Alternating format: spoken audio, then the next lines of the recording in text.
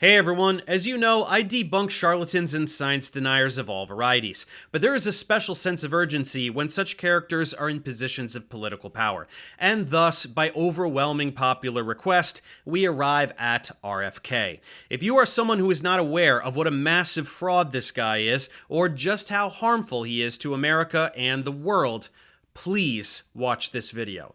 Let's get started. Robert F. Kennedy Jr., son of Robert F. Kennedy Sr., the Attorney General and Senator who was assassinated in 1968, and nephew of John F. Kennedy, the 35th President of the United States who was assassinated in 1963, is an apple that has fallen quite far from the tree. In contrast with his uncle, who prioritized scientific advancement and integrated it into his policies, from funding scientific research and education all the way to the legendary Apollo missions and the space race, RFK holds a plethora of bafflingly regressive and objectively erroneous views on a variety of topics. He thinks vaccines cause autism, Wi-Fi fries your brain, measles outbreaks are no problem, and in fact, germs might not even be a thing in general. This would be business as usual if he were just some random jerk with a podcast, but in this nightmare of a universe, he's been appointed by President Trump to head the Department of Health and Human Services, or HHS, which oversees federal agencies like the Centers for Disease Control and Prevention, or CDC, the Food and Drug Administration, or FDA, and the National Institutes of Health, or NIH. Since being appointed as head of HHS on February 13th of this year, it's been a non-stop train wreck that in certain timelines could end as disastrous as Stalin's backing of Trofim Lysenko, a dark chapter that I described in a previous video, which illustrates how dictatorial power destroys science when it forces science to adhere to a predefined political agenda. Nearly every single day since RFK's service began has been a circus sideshow of breathtaking ignorance and monolithic damage being dealt to the American people, which will have generational effects. While there will surely be more buffoonery to address as his term unfolds, let's cover what's happened so far. First, we can start with a brief overview of Bobby's background, career, and how the guy with the worm in his brain became the guy with the worm in his brain running America's health programs. More on the worm later if you aren't familiar with this little tidbit. After his father's assassination, Bobby dabbled in heroin and environmental activism before recovering from addiction and eventually becoming a lawyer. He was admitted to the New York bar in 1985 and began taking on environmental cases on behalf of a nonprofit organization called Hudson River Fishermen's Association, renamed to Riverkeeper in 1986. He won cases that forced cleanups of the Hudson River, punished polluters, and set precedent for environmental legal standards at the time. It seemed like he was doing great work at first, but in the year 2000, during a board meeting for Riverkeeper, he took a detour onto Batshit Boulevard when he pushed for hiring someone who had just served 3.5 years in federal prison for running an international wildlife smuggling operation, including smuggling eggs of endangered cockatoo birds from Australia. Some recurring themes that we will see throughout this piece are Bobby's association with grifters, playing fast and loose with scientific data, and being called out by his own family members. His own sister Rory nailed it in an interview. He can say some crazy shit, even though he might come across as an expert, remarking how thoroughly all of his interviews have to be fact-checked because he just says pretty much anything. Before the Senate hearing on his nomination to head of HHS, his cousin Caroline Kennedy sent a letter to Congress urging them to reject his nomination. She wrote in her letter that Bobby is a predator who preys on the desperation of parents and sick children using anti-vaccine rhetoric, and that both his father and uncle would be disgusted by his conduct. I'm sure she's just paid off by Big Pharma or something, right? Moving along, in 2015, he became the chair of Children's Health Defense, or CHD, a group that has been pumping out vaccine disinformation at Mach 5 speed for a long time. The organization's revenue, primarily consisting of individual donations, grew from $13,000 in 2014 to $470,000 in 2015 when Bobby joined the board, and ramped up unimaginably during the COVID-19 pandemic, reaching $6.8 million in 2020, $15 million in 2021, and a peak of $23.5 million in 2022. Hot damn, who knew lying could be so profitable? In 2023, revenue dropped to $16 million, coinciding with Bobby's leaving for his presidential campaign, demonstrating how influential he is in positions of power. While running for president, he spread his gospel to millions of people on platforms like the Joe Rogan Experience. Since Trump despises credentials and rewards loyalty in quid pro quo fashion, RFK endorsed Trump in 2024, to then find himself being handed the keys to the HHS earlier this year, where he currently chairs the Make America Healthy Again Commission, or MAHA, pushing policies based on complete whimsy or science fiction at best. All of this should be no surprise because, once again, Bobby is a lawyer. He has no scientific training of any kind and couldn't pass a 9th grade biology quiz. The level to which he is deluding himself into thinking he's in the right versus just straight up grifting for cash is something for a psychologist to dissect. Here we just set the record straight on the science, but it seems to be the case that Bobby is unaware of what an incompetent moron he is and how damaging it is to steer research funding for the entire country based on his own science illiteracy rather than assembling a panel of experts to advise him. But this is the defining theme of the current administration, so it's not even remotely surprising. In this video, we will dive into more of the specifics than most people want to hear, but in general, much of what we can expect out of his misinformation revolves around a misunderstanding of dosage, an over-reliance on anecdotes, and just making shit up out of thin air. He claims that he wants to remove all of the nasty toxins in our food, medicine, and vaccines, but apart from him definitely not knowing what the word toxin means, we will see that he bases his worldview not on the totality of evidence, but rather cherry-picked evidence or even complete falsehoods that already have had real-world consequences. This includes a recent resurgence of measles, a disease that was declared eliminated from the US in 2000 by the World Health Organization because of the success of the MMR vaccine. Many of Bobby's claims are completely incompatible with high school level science, while others that appear more robust at face value crumble under even mild scrutiny, since they are always built on debunked pseudoscience, fabricated statistics, or brainworm-induced absurdities. All of this combined with his actions, like fueling deadly outbreaks, hiring discredited, disgraced former researchers, and pushing overreaching claims about drugs like ivermectin and methylene blue, make him not only unfit, but legitimately dangerous as head of HHS.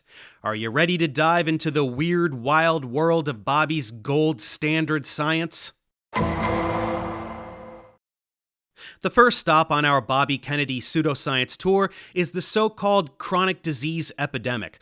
Bobby's got a wild theory that America's kids are sicker than ever, and it all started in 1989 because vaccines and junk food flipped some magical disease switch, like bright light and water for a mogwai.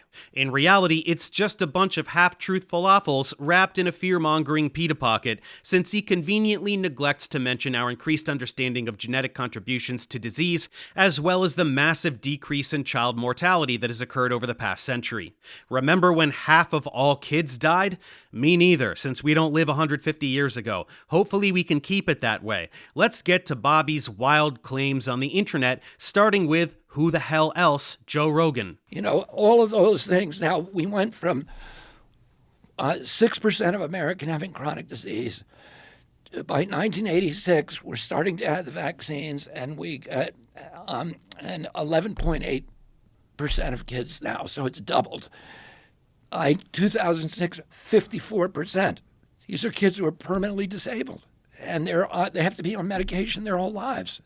That's right. In 2023, Bobby claimed that chronic diseases, including obesity, autism, ADHD, diabetes, and allergies, exploded from 6% in the 1960s to a whopping 54% by 2006, implying that it is caused by an expanded vaccine schedule. He's doubled down on this claim in his HHS Senate confirmation hearing, stating that Americans' overall health is in grievous condition, and pinning 1989 as the start of this epidemic.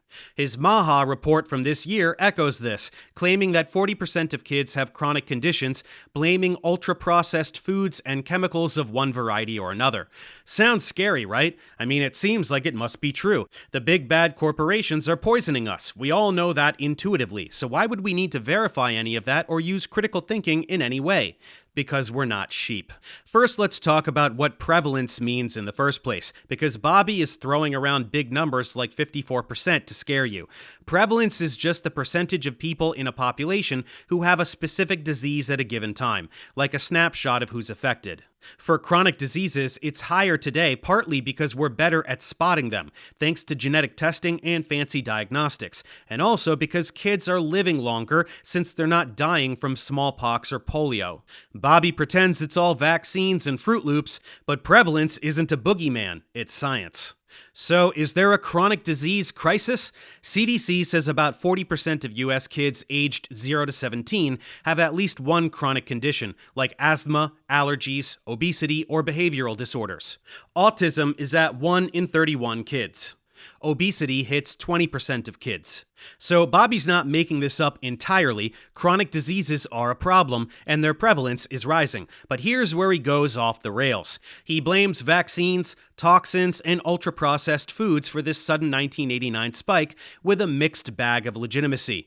Once again, Bobby is obsessed with the year 1989, claiming the vaccine schedule exploded and triggered an epidemic. The vaccine schedule did gradually expand in the 80s and 90s from 3 vaccines to 16 by 2000. But in case you weren't aware, Bobby, correlation isn't causation.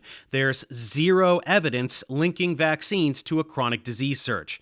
Take autism. Studies show that the rise is due to broader diagnostic criteria and better awareness, not thimerosal or aluminum as he's repeatedly parroted, and which has been debunked to death at this point. When thimerosal, a mercury-containing preservative Bobby loves to hate, was yanked from most childhood vaccines by 2001 out of precaution due to public outcry, rates of autism diagnosis kept climbing. So clearly that wasn't it, nor any other chemical substance, but simply a broad trend in finally putting attention towards properly diagnosing and treating autism, which is a neurological condition.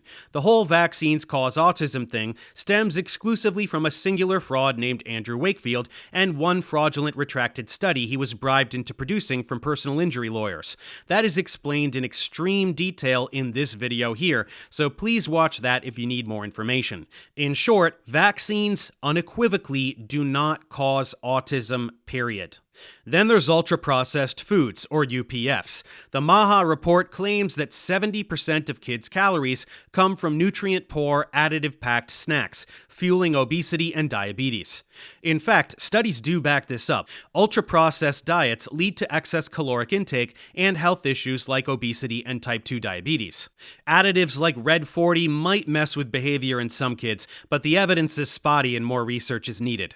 So, yeah, junk food is bad. That's not news. It's also not relevant. There's no legal basis for banning less nutritious foods, and he can't physically force kids to eat broccoli or play soccer.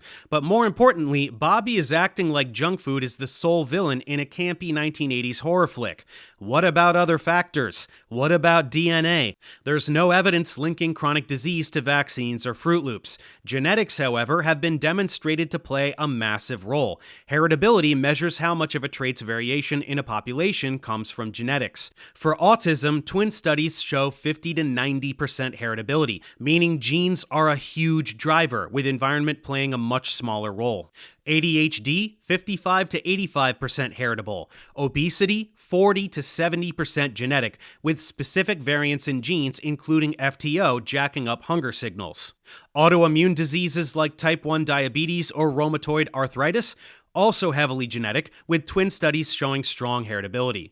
Bobby's environmental determinism is just blatant science denial. It ignores the largest part of the picture. We aren't saying that environment doesn't matter at all. Poor diet, stress, and significant exposure to specific chemicals can play a role, but decades of genetic research, twin studies, and genome-wide sequencing have pinned down these heritability rates. Bobby is stuck in a 1989 toxin fairy tale. He doesn't even know what toxin means. In general, most people don't know what toxin means. It refers to a poisonous substance made by a living organism, whether plant, animal, or bacteria. Really nasty ones can be found in frogs and snakes, as well as certain bacterial species. They're for protection and survival. So if you ever hear anyone utter the phrase synthetic toxins, you can immediately conclude that they have no idea what they're talking about. But more importantly, Bobby's 54% prevalence claim for 2006, there is no source that supports this figure. It's fabricated. CDC's 40% figure is more grounded, but it includes a very broad range of conditions, not some vaccine-induced apocalypse. And 1989, nothing special happened that year to spike diseases. The vaccine schedule grew gradually, and autism diagnoses started climbing before that, once again, thanks to better screening. So, what's the real deal? Chronic diseases are complex. Genetics, lifestyle, diet, and socioeconomic factors like poverty all interact. Not that this administration gives two shits about reducing poverty. Vaccines? Not even on the list. Bobby's fear-mongering ignores this complexity and overlooks the genetic elephant in the room. The overwhelming majority of the rise in reported prevalence of these conditions is that we actually screen for them properly now. Also, we live a long time now, so more people have a chance to suffer from one condition or another since they're not dead. And then also lifestyle factors, the kernel of truth that Bobby inflates outrageously. Bobby is cherry-picking data like he owns the orchard. If he wants to make America healthy again, he should fund gene-environment studies, not peddle baseless fairy tales. But then again, that's not as lucrative as blaming Big Pharma and General Mills. The bottom line is this: Bobby's chronic disease crisis builds on a tiny nugget of truth, that reported chronic disease prevalence is higher. But his 1989 vaccine toxin obsession is pure pseudoscience. No evidence whatsoever shows a sudden spike, and his 54% statistic is pulled out of thin air. Worst of all, he always ignores genetics, which is like trying to solve a 1,000-piece puzzle with 936 of the pieces missing. Was that a fun warm-up? Let's get to the good stuff. But first, a brief word from today's sponsor. We all want a reliable method of finding accurate information on the internet, especially when it comes to science. Google searches turn up a combination of fact and SEO-driven fiction, leaving us with more questions than answers. Direct scientific literature searches with Google Scholar or PubMed connect you to research papers, but they can be very hard to read, with many behind a paywall. Thus enters Consensus. Consensus is a new wave academic search engine that leverages AI and vector search to find and synthesize the best science for you. Consensus searches across 200 million scientific papers from the highest quality journals and presents referenced information to you in easily digestible fashion. Just ask it any question, like, I don't know, do vaccines cause autism? Well, look at that. A resounding 100% no. Within seconds, we are reading a concise summary, we have a table presenting key findings from major studies, and a firm conclusion. But that's not the end of the investigation. Consensus pulls up the literature that is most relevant to the question, extracts key insights from each paper, and gives you a study snapshot, which summarizes experimental data, methodology, and relevant outcomes. Get the big picture in a flash, and then choose which papers to read if you need more detail. You can do this with any question you have. You don't even need to know the precise keywords because of how vector searches work.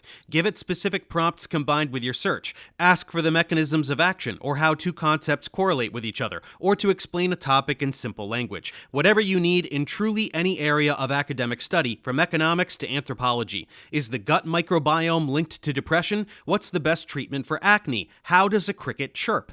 Whether you're a PhD candidate in immunology or just a curious Jack or Jill trying to make sense of today's news, Consensus is for you. Join over 2 million people who have already switched to smarter, faster, and more reliable information sourcing. Try Consensus for free. No credit card, no forms. Go to consensus.app and jump straight into your first search today.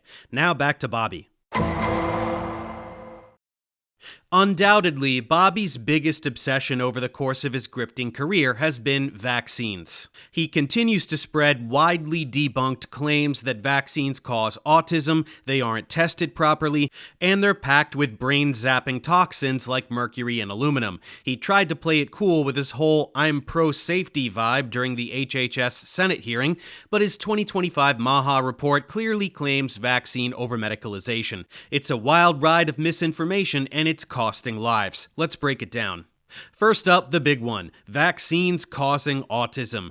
Earlier, I directed you to my video on Andrew Wakefield and the conclusive debunking of this link that was based on a singular fraudulent study. But now let's go over Bobby's role in this saga. Bobby has been revving this engine since his 2005 Rolling Stone magazine and Salon article, Deadly Immunity, in which he claimed to have uncovered a connection between thimerosal and neurological disorders like autism, and that it was covered up by CDC. The article contained extremely concerning errors, like citing statistics without sources and claiming vaccine products contained thimerosal when they in fact did not. Eventually, in 2011, it was deemed an unsalvageable dumpster fire and it was removed entirely. The editor of Salon who published the article said, "It was the worst mistake of my career. I probably should have been fired. I regret we didn't move on this more quickly as evidence continued to emerge debunking the vaccines and autism link, but continued revelations of the flaws and even fraud tainting the science behind the connection make taking down the story the right thing to do."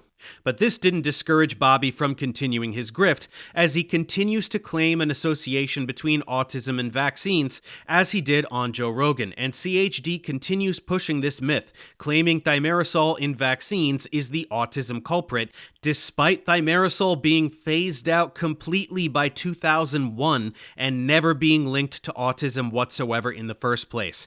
Cute graphs like this really sum up what Bobby thinks proof that vaccines cause autism looks like. Wow, seems pretty open and shut, huh? Here's the thing, inflation seems to be an even better predictor. Or you know what's even better? Organic food sales. Maybe Bobby should be raging against big broccoli rather than big pharma, am I right? That's the thing about statistics, they can be misleading. Here's a graph proving that ice cream sales cause shark attacks. Here's one proving that pool drownings are caused by Nicolas Cage films. Here's one proving that death by bedsheets is caused by ski resort profits. Do we need to continue? The point is that illustrating correlation does not ever demonstrate causation. You have to do rigorously empirical mechanistic studies. Every time we've done that, every single time, all the data and all of the meta-analyses show no link whatsoever between vaccines and autism. A 2002 study traced 537,000 kids and found no difference in autism rates between those who got the MMR vaccine and those who didn't. A 2003 cohort study of 467,450 children saw no relationship between thimerosal-containing vaccines and risk of developing autism.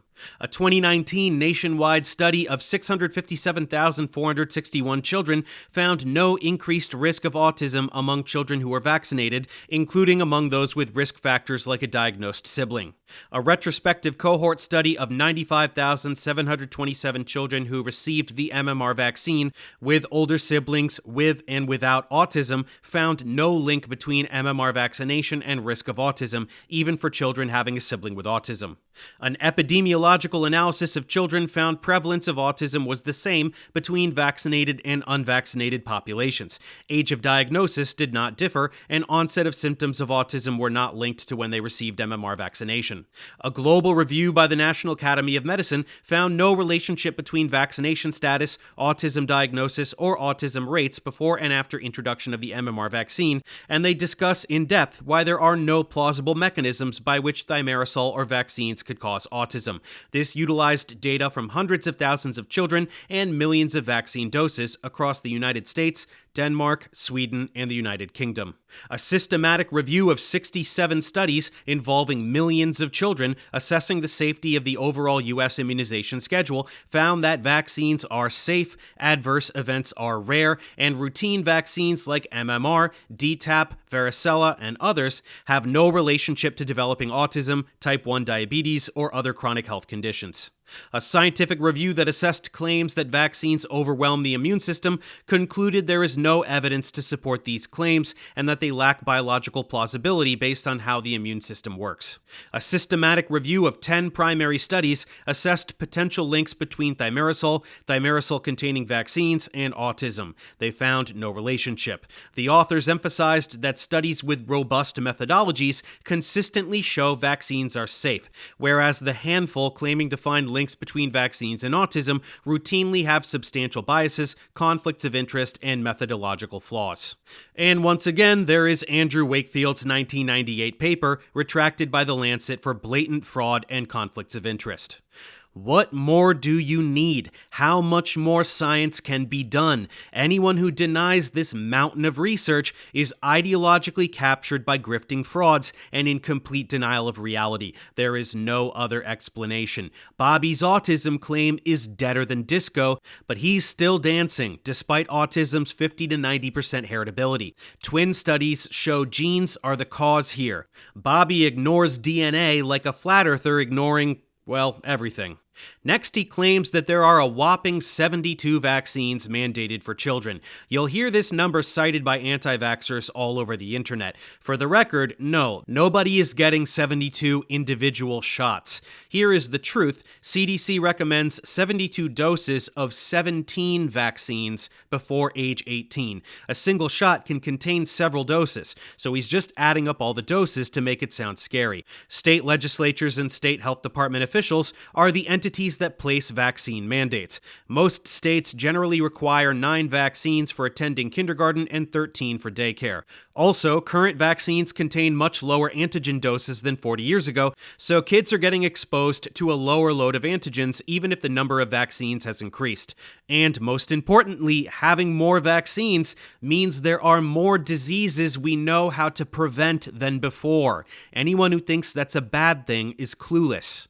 Bobby also pretends that vaccines aren't tested against placebos, so we don't know if they're safe. He bragged on Joe Rogan about suing HHS through CHD's Informed Consent Action Network, or ICANN, in 2018, claiming they couldn't produce a single placebo-controlled trial for any vaccine. When I say no vaccine has ever been, none of the mandated vaccines, what they call recommended, they're actually mandated in many of the states. I said none of them have ever been tested against in a placebo-controlled trial in a safety test prior to licensure. And I said, can you show me one vaccine that has been subject to a safety test? Show me one study that shows that. And he made it this show of looking through a red well. They had brought in from NIH this big tray full of file folders, and he made a show of kind of looking through that at the time, but he couldn't find whatever he was looking for. So then he said, it's back at NIH in Bethesda, and I'll send it to you. Well, he never did. So Aaron and I sued HHS and said, show us one study that's ever been done on, pre-licensing safety testing for vaccines. And after a year of stonewalling, they finally gave us a letter and said, we don't have any. So they literally don't have any. So nobody knows what the risk profile for these products are. So they're telling people they avert more harms than they cause. But there's no science behind that statement. It's just it's just a guesswork. Sounds damning, right? Except it's a big fat lie. First, some background information. Placebo-controlled trials typically compare an active substance to an inert substance, like saline, to isolate its effects. This is sometimes the case for pharmaceutical drugs, though even there, only if it is a new indication. But for vaccines in particular, many consider it unethical to leave children unprotected against diseases that can kill them for the sake of science. So trials might use active controls, like another vaccine, or unvaccinated cohorts when feasible. This still ensures safety and efficacy, just without risking lives. Vaccines go through rigorous testing before hitting the market, with 0 exceptions. The FDA requires trials with thousands of participants.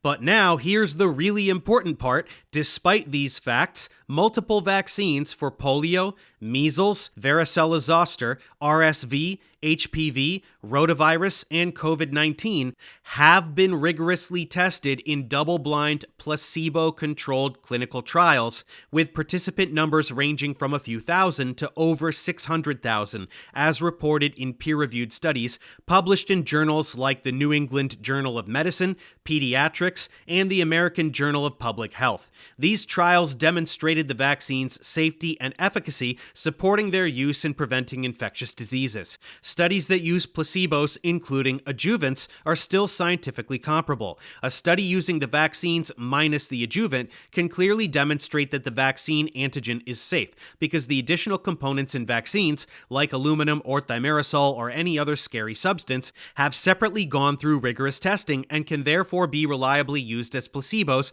for comparative studies. The results from this body of research demonstrate the safety of each and every component in vaccines. So what about this ICANN lawsuit he likes to brag about? Surely this means the testing wasn't done.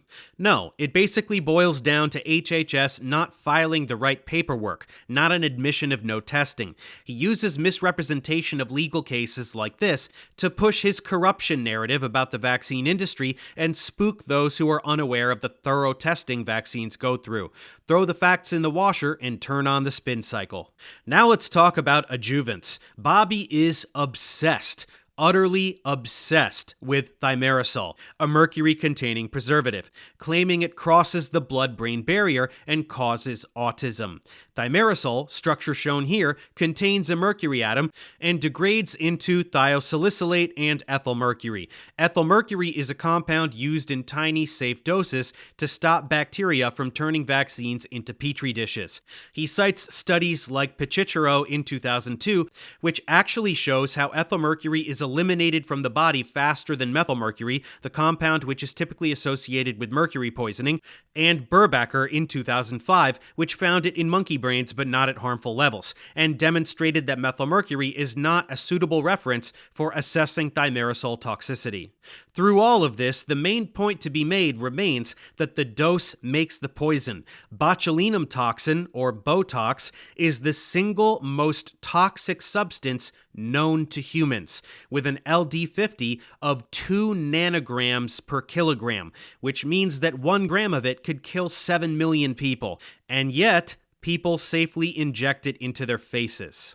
Despite research showing that thimerosal was safe at concentrations found in vaccines, it was removed from most childhood vaccines by 2001 exclusively due to public panic.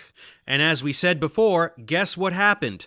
Autism rates didn't drop, not one bit. If your claim is that something is causing autism and then that thing is gone and autism still happens with the same prevalence, then that thing definitely was not causing autism. A small child can figure that out. Another claim is that aluminum-based adjuvants in vaccines pose significant health risks, particularly by contributing to neurodevelopmental disorders like autism and other chronic diseases. These claims are not supported by robust scientific evidence and rely on misinterpretations of research. Bobby has emphasized that intramuscularly injected aluminum, used as an adjuvant in vaccines like DTaP and hepatitis B, has increased bioavailability, meaning the extent and rate at which an administered substance is absorbed by the body, bypassing the gut's low absorption rate of 0.1 to 1% for oral aluminum, thus posing a greater risk. While it's true that intramuscular aluminum has increased bioavailability, the kinetics differ significantly. Flarand et al. Demonstrated in animal models that only 17% of an aluminum adjuvant dose is absorbed into the bloodstream over 28 days. This slow release, designed to enhance immune responses, results in low systemic exposure with peak blood levels far below toxic thresholds. In contrast, oral aluminum, despite low absorption, contributes more to daily exposure than vaccines. The FDA limits vaccine aluminum to 0.85 milligrams per dose, well below the Agency for Toxic Substances and Disease Registry's minimal risk level of 1 milligram per kilogram per day, ensuring safety even with full bioavailability. Whatever, Dave, you can't trick me with your fancy science talk. Aluminum is bad, so any amount of aluminum is bad, so vaccines are bad. No, no, and no. You have aluminum inside your body right now, and you are consuming more every day. For context, a single antacid tablet can deliver 200 milligrams of aluminum, hundreds of times more than a vaccine. How about breast milk? An infant guzzles 0.78 liters a day, with aluminum concentrations typically at 9.2 to 49 micrograms per liter. Doing the math, 0.0092 to 0.049 milligrams per liter times 0.78 liters times 180 days or 6 months gives around 1.3 to 6.8 milligrams and is largely excreted. Vaccines in the first 6 months, like hepatitis B, DTaP, Hib, and pneumococcal, deliver about 4.4 milligrams total. That's from 6 to 8 shots, each capped at 0.85 milligrams by the FDA. So children get as much aluminum from breast milk as they do from vaccines. Should we ban breastfeeding? Injected aluminum forms a depot, trickling out only 17% per dose, or 0.094 milligrams of an average 0.55 milligram dose, hitting the bloodstream across 28 days. In a 7-kilogram kid's 0.6 liters of blood, with 2 to 3 doses overlapping, peaks hit 0.01 to 0.02 micrograms per milliliter. That's 10,000 times below the toxic threshold of 100 micrograms per milliliter. Kidneys flush 70% in days, half-life of 24 hours, and the rest parks in bone, not your brain, Bobby. Look, I know that's a lot of numbers and you may have tuned out entirely. If so, just remember, the point is that dose matters. Even things we need to survive can kill you. If you drink too much water, you die. And even the most harmful substances in the world do no harm below a certain dosage, like Botox. The dose makes the poison, and the amount of substances like aluminum in vaccines are so negligible that they don't even appreciably change the amount of aluminum that's in you already, which means they can't harm you and have been scientifically proven to not be harmful to you. Despite all of this science, RFK acts like vaccines are arsenic smoothies. But again, Bobo, your kid is sipping more aluminum from mommy's milk than from vaccines, and nobody's panicking about breastfeeding. So what is the response? Endless redirection and misrepresentation. Khan et al. Showed aluminum adjuvant nanoparticles can translocate to the brain via monocyte-mediated transport in mice, which has been used to suggest a link to autism or Alzheimer's. However, subsequent studies, including human studies, refute this. Weiser et al. Found minimal brain accumulation in rats after intramuscular aluminum injection, with most aluminum retained in muscle or bones. Denmark and Sweden followed nearly 4 million adolescents and young adults and saw no increase in multiple sclerosis or other demyelinating disease after receiving an HPV vaccine containing an aluminum adjuvant. Meta-analysis of 22 post-licensure HPV safety studies covering millions of recipients show no excess autoimmune, neurologic, or other rare adverse events upon vaccination. 17 years of global post-marketing surveillance for Infanrix Hexa, an aluminum-containing infant vaccine with 159 million doses distributed, found only the expected mild reactions at the site of injection, with no developmental or neurologic associations. Reliance on cherry-picked animal studies, such as Shaw et al., which used high doses irrelevant to human exposure, exaggerates risks. In humans, aluminum from vaccines contributes negligibly to total body burden compared to dietary sources. The dose makes the poison, remember? Bobby's claims about aluminum in vaccines rely on erroneous interpretations of animal studies and ignore extensive human data showing no link to chronic diseases. The pharmacokinetics of intramuscular aluminum, slow absorption, minimal brain accumulation, and low systemic exposure contrast with oral aluminum's rapid excretion but higher daily intake. While genetic predispositions to aluminum clearance, such as GSTT1 variants, merit further study, current evidence overwhelmingly supports the safety of vaccine aluminum at FDA-regulated doses.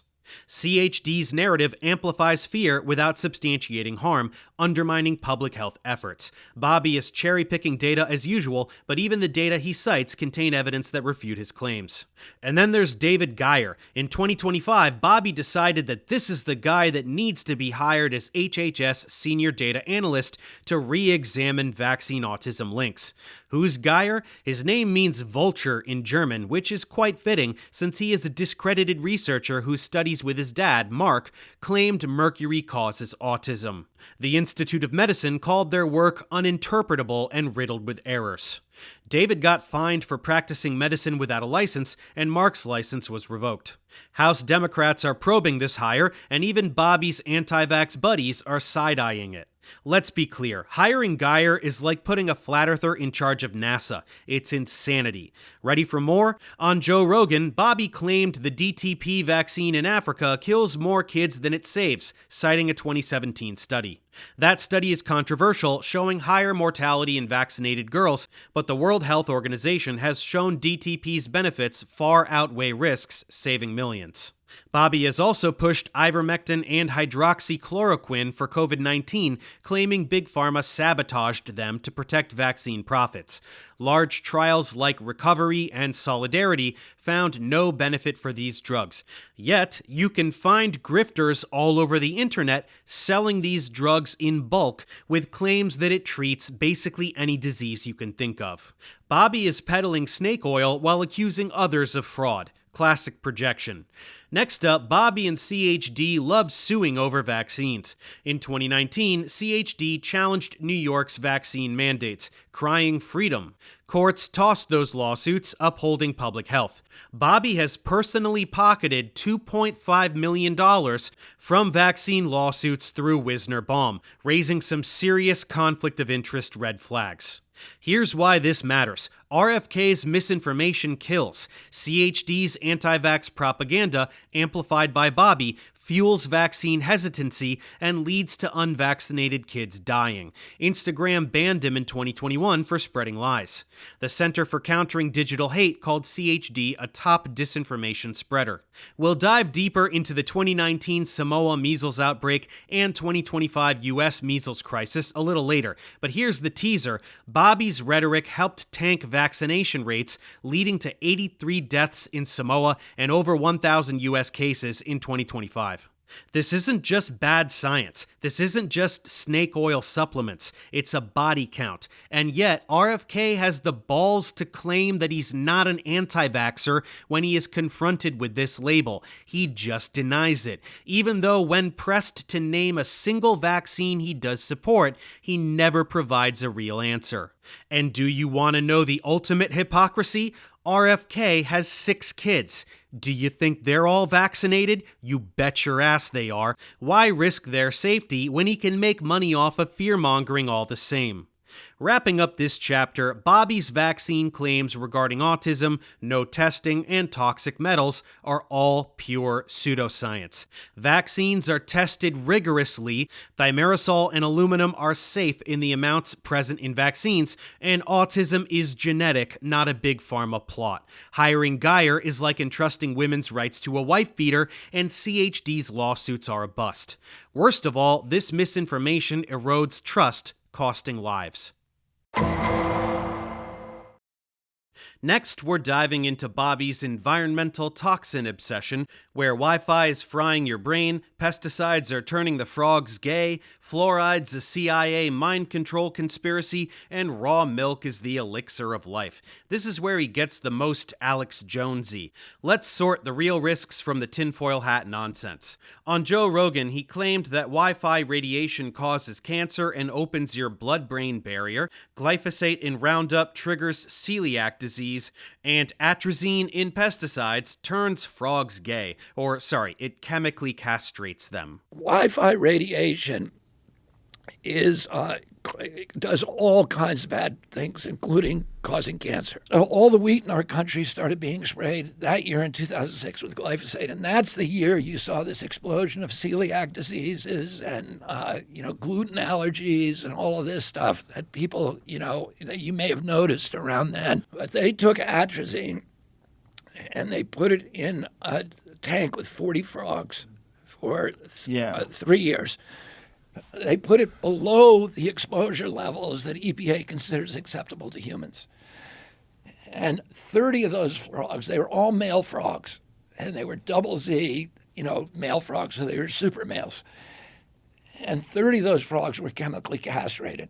4 of them turned into females and produced fertile eggs. Good shit, huh? His 2025 MAHA report ups the ante, blaming PFAS and microplastics for a chronic disease explosion, with a wild claim that microplastics in brains jumped by 50%. At his 2024 Senate hearing, he vowed to scrutinize chemical additives. We will scrutinize the chemical additives in our food supply. We will remove financial conflicts of interest from our agencies. We will create an honest, unbiased, gold standard science at HHS, accountable to the president, to Congress, and to the American people. And don't forget his ex-posts and speeches calling fluoride a neurotoxin and raw milk a superfood. Sounds like a chemical apocalypse, doesn't it? Maybe we should check the science before we all move into the creepy neighbor's bunker. Let's start with Wi-Fi. This is a little bit on the milder side, since there are no major risks to public health through his activism here, as there are with his vaccine rhetoric. Bobby claims there are tens of thousands of studies proving Wi-Fi radiation causes cancer and opens your blood-brain barrier, letting toxins waltz into your noggin. He even sued the FCC through CHD in 2021 to prove it. Well, I won the case on this issue, suing FCC and FDA about it. And the court sided with me, so now they're going to have to go back to the drawing board and do it. Here's the thing, he's totally full of shit. The International Commission on Non-Ionizing Radiation Protection says Wi-Fi's radio frequency emissions are too weak to cause cancer or brain damage at typical exposure. A 2011 study in the Journal of the National Cancer Institute found no consistent cancer link in large cohorts. The WHO's possibly carcinogenic label for radio frequency is based on uncertainty. We can support research into possible health or environmental effects of radiofrequency technology, but there is no evidence supporting even minuscule harm. None of this should be terribly surprising or even thought of as being specific to wireless internet, because we've been exposed to radio waves since the invention of radio in the late 19th century. That's why it's called radio, because it uses radio waves. Bobby loves to overstate the evidence for a cherry-picked result and then go on to say that's what the entire field shows, when we can see in this instance it's clearly not the case. That CHD v. FCC lawsuit, it forced a procedural review, not a health risk admission. Bobby's tens of thousands of studies are more like tens from a pool of thousands, with no clear consensus for harmful effects in humans at typical exposure levels. He has nothing. Next up, glyphosate, the active ingredient in the herbicide Roundup. Bobby says it's behind a celiac disease explosion and other horrors like non-Hodgkin lymphoma. Oh, of all of the diseases that are probably almost certainly caused by glyphosate, the only one to pass that threshold was the case that we brought for non-Hodgkin's lymphoma. He's got a point on lymphoma. The IARC called glyphosate probably carcinogenic in 2015, and a 2019 lawsuit, Hardeman v. Monsanto, awarded damages for it. But the EPA says it's unlikely to be carcinogenic at typical exposures, and studies are mixed. Obviously, taking a bath in glyphosate is totally different from consuming produce grown through its usage. The dose makes the poison, remember? Celiac? Total bullshit. The rise in celiac predates widespread glyphosate use on wheat, and no causal link exists. Animal studies hint at microbiome disruption, but human evidence is weak. Bobby is turning a complex issue into a Monsanto monster movie. Then there's atrazine, an herbicide he claims chemically castrates frogs, implying it's messing with human reproduction too. Probably the most disturbing endocrine disruptor, and this is something we should all be looking at, is atrazine. While some aspects of frog reproduction could potentially be comparable to humans, frog reproduction differs significantly and requires a critical comparison. He's riffing on a 2002 study showing that atrazine affects frog reproduction at high doses, mimicking agricultural runoff. Cool science, but here's the catch. Hayes is a total sketchball who refuses to share his data and flat out lies about other researchers reproducing his results. Nobody has seen his data or any other study that supports him to this day. And the EPA says atrazine is safe at environmental levels. No human studies show reproductive harm at typical exposures. Sex determination in frogs is complex and depends in part on environmental cues, as opposed to with humans, which is entirely genetic. Remember what happened in Jurassic Park? Life, finds a way. RFK's frog panic is a slight step up from Alex Jones's infamous turning the frogs gay rant, but it's still a totally baseless claim. I don't like them putting chemicals in the water that turn the friggin' frogs gay. Do you understand that? Serious crap. Next, the MAHA report gets into PFAS and microplastics, claiming they're driving chronic diseases, with a wild statistic about 50% microplastics increase in brains. PFAS, or forever chemicals, are a legitimate concern. They're linked to immune and reproductive issues at high exposures, and we don't fully understand the extent of exposure to the public. But that microplastics brain claim? Sketchy at best. Animal studies suggest endocrine disruption, but human impacts are unclear, and that 50% statistic lacks peer-reviewed backing. The MAHA report is citing 2025 studies that smell like they were conjured up by AI, not scientists. Real risks deserve real data, not hype. Fluoride is next on Bobby's hit list. He calls it an industrial waste and neurotoxin linked to IQ loss, arthritis, and cancer, vowing to yank it from water supplies. He backed a 2024 lawsuit, Food and Water Watch v. EPA, pushing for stricter fluoride rules. The science? Mixed at best. The National Academies found no clear IQ link at U.S. levels, which is 0.7 milligrams per liter. CDC says fluoridation cuts cavities by 25%. Removing it, like in Calgary, spiked dental decay. Bobby's fluoride phobia risks real harm for a hypothetical threat. I made an entire video about paranoia surrounding water fluoridation, so head over there for more information. And then there's raw milk. Bobo says it's great, taking shots of it on TV and claiming it's a health miracle suppressed by the FDA. Want to do a shot of raw milk to toast this with me? Secretary Kennedy, cheers. Cheers. He even bragged at a 2022 CHD conference, "Since I was here last year, I only drank raw milk."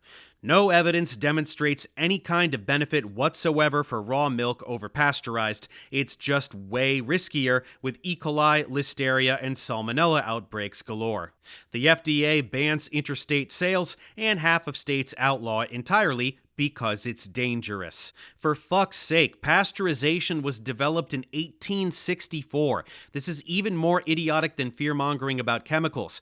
All it does is heat up the milk to kill bacteria that can get you sick. We are now rejecting scientific breakthroughs from the mid-19th century for literally no reason whatsoever. That's where we're at now. Bobby's raw milk fetish is like calling Russian roulette a wellness trend.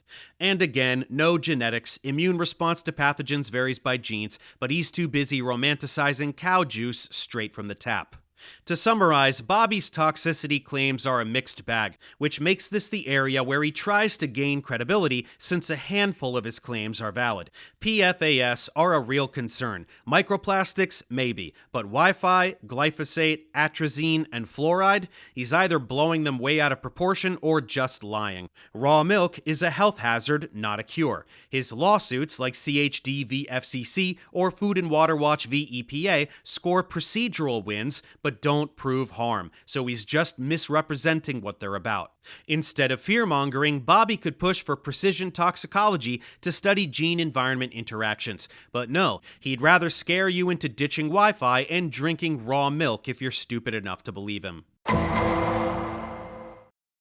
Now let's dive into Bobby's favorite conspiracy, the crux of his crusade, corporate capture. He seems convinced that Big Pharma has the FDA, CDC, and NIH in its pocket, turning them into puppet shows for profit. He's been revving this engine on Joe Rogan, in his Senate hearing, and in his MAHA report, painting a dystopian picture where drug companies call all the shots. Sounds juicy, right? Seems automatically right without an ounce of critical thinking because reasons. projections, right? In fact, it's a whole lot of projection, with his own report being a total mess of fake citations.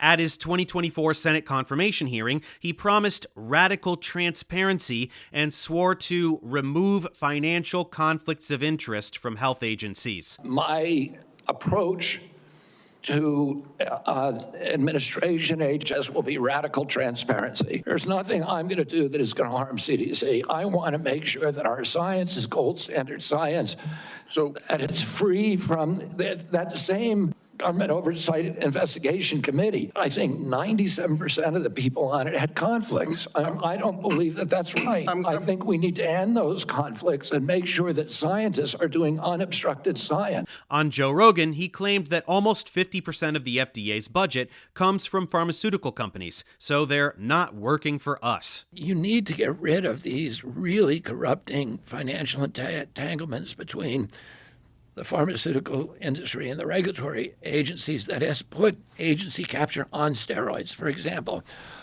almost 50% of FDA's budget comes from pharmaceutical companies. His 2025 MAHA report doubles down on this, stating that 95% of the 2020 Dietary Guidelines Committee had industry ties, and that 94% of American Diabetes Association guideline authors were cozy with Big Pharma. Obviously, this isn't 100% fabricated. Industry influence is real and corruption exists, but he's blowing it up so far out of proportion that it's legitimately cartoonish. First, the FDA budget claim. Bobby is right that pharma pays a chunk. 47% of the FDA's budget comes from user fees, where drug companies pony up for faster reviews. The alternative is to wait twice as long for new drugs, which would impact a huge amount of patients in need. And as for the nature of the fees, they fund specific programs, like drug approvals, not salaries or policy. The FDA has strict conflict of interest rules. Advisory committee members disclose ties, and recusals are common.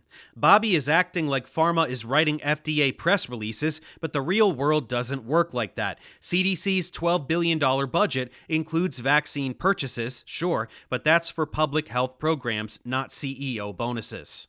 And NIH, researchers, as with other industries, have the right to get royalties for their inventions, and it's capped at $150,000 a year. It's a tiny fraction of their $47 billion budget, and it's heavily regulated.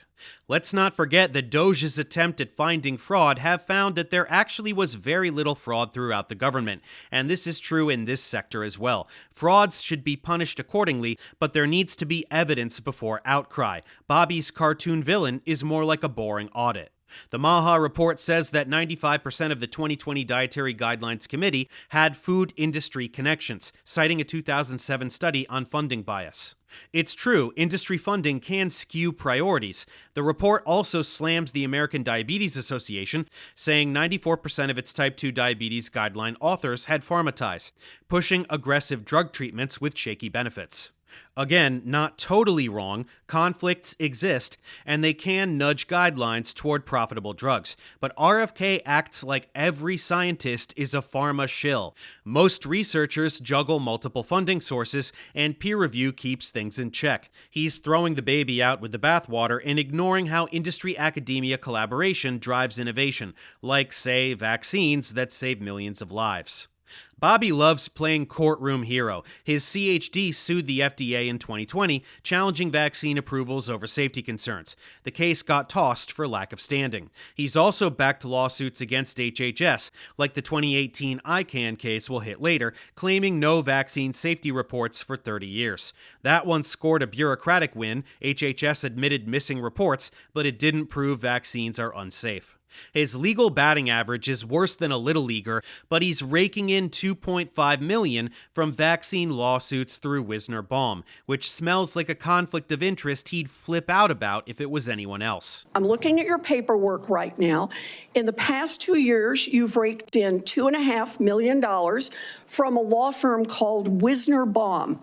You go online, you do commercials to encourage people to sign up with Wisner Baum to join lawsuits against vaccine makers. And for everyone who signs up, you personally get paid.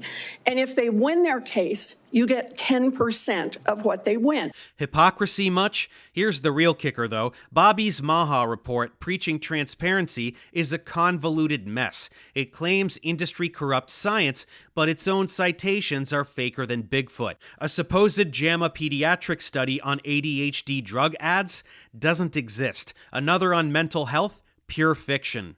At least 7 citations are invented, and some others have OAI site URLs screaming AI-generated garbage. The White House called it formatting issues, but come on, Bobby is demanding transparency while peddling a report that's half hallucinations. You can't make this shit up.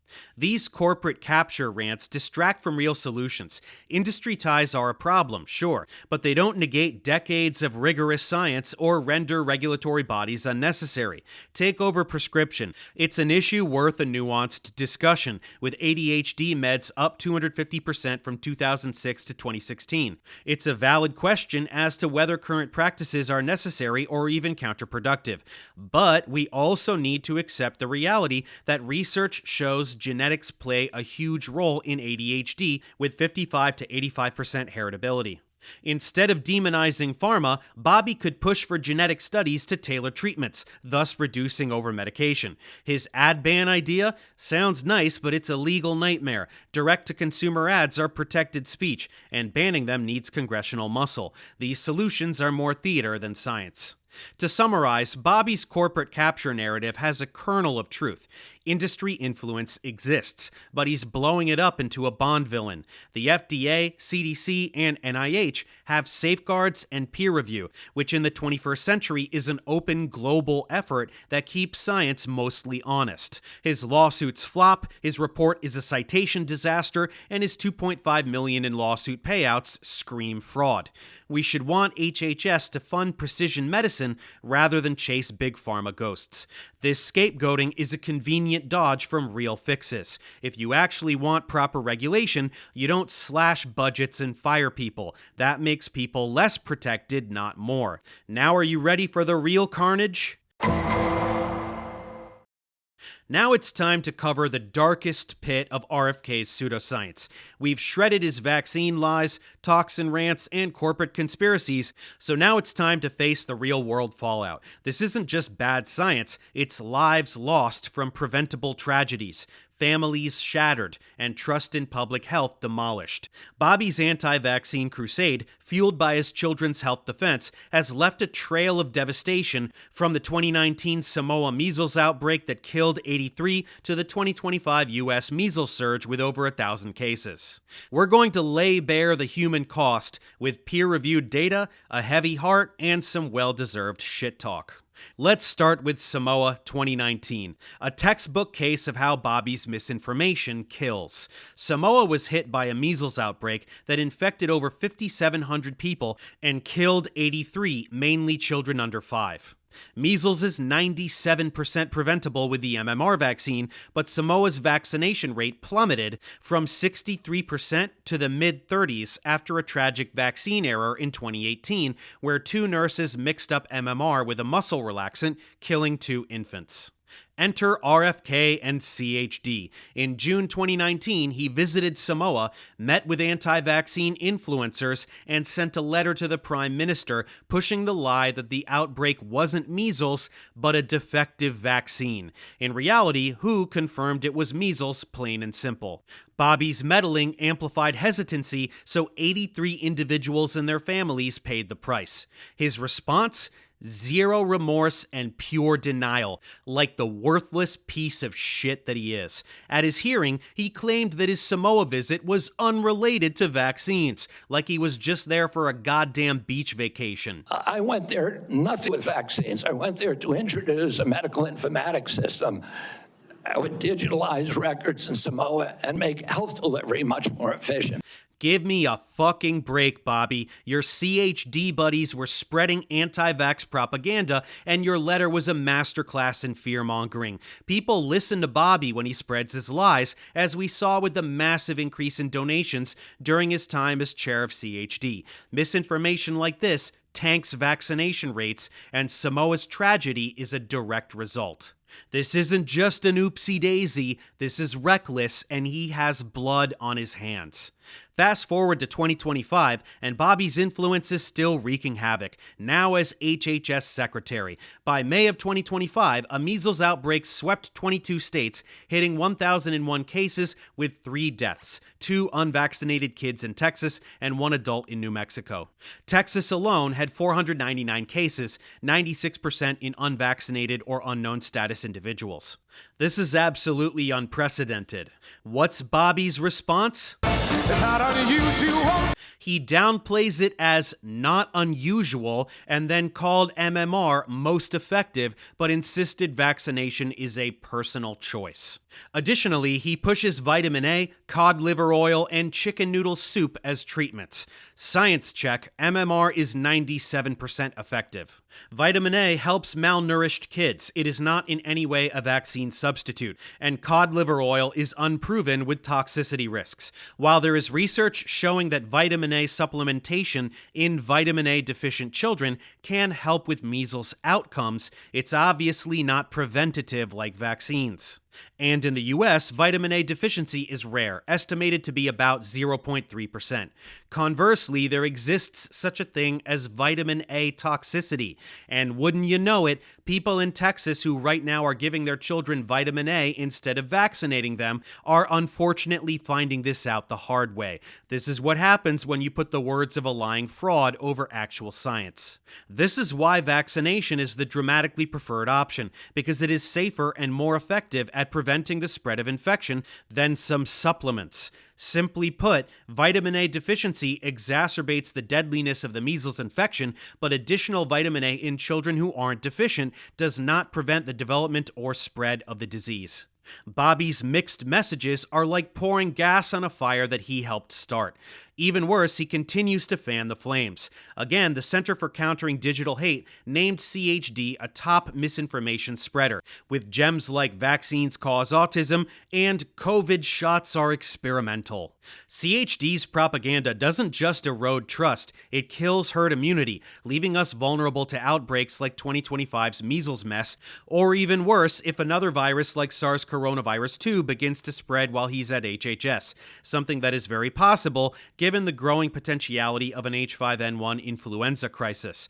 And make no mistake, the ripple effects are brutal. Bobby's misinformation, amplified by CHD, has slashed vaccination rates across the board. Measles outbreaks are just the start. Polio, whooping cough, they're all creeping back. These are diseases that Americans in their 40s or younger know very little about because they were eradicated here such a long time ago, but they may soon be reminding us just how horrifying they were in the middle of the 20th century.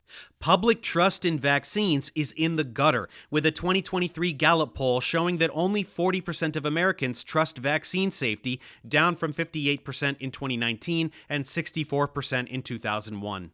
Bobby's personal choice rhetoric sounds nice until you realize it's a death sentence for herd immunity. Immune response varies by genetics, like HLA genes for example, but vaccines are our best shot at population-level protection. His lies undermine that, putting the immunocompromised at risk. It's not freedom, it's just excuses for selfish assholes.